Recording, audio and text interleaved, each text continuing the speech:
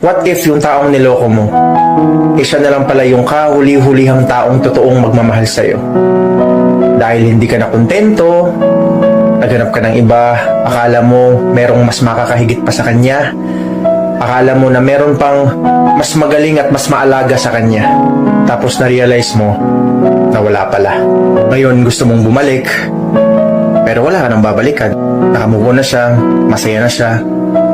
Ending, mag-isa ka. Huwag mong sayangin yung tao na alam mo sa sarili mo na sure sa'yo na kahit anong mangyari, tatanggapin ka. Kahit anong mangyari, may mauuwian ka na mag-aalaga sa'yo. Dahil minsan ka lang makakahanap ng ganun. Tapos papapalit mo pa sa iba na hindi ka sure kung mamahalin ka talaga ng buo. Kaya makontento ka na lang.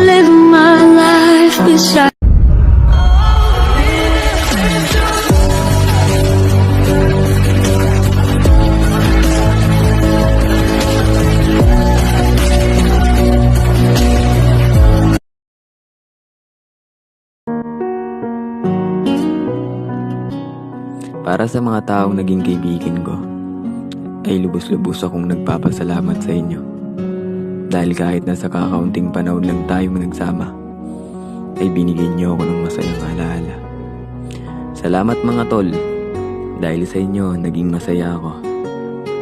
Dahil sa inyo ang dami kong natutunan. Salamat mga tol, salamat sa mga nanatiling tunay. Sana kapag dumating yung araw na magkakaroon tayo ng sariling pamilya, sana buo pa rin ang ating tropa. Ginawa kong mensaheng ito kasi nagiging busy na tayo sa isa't isa. Kung nasaan man kayo, mag-iingat kayo palagi mga tol.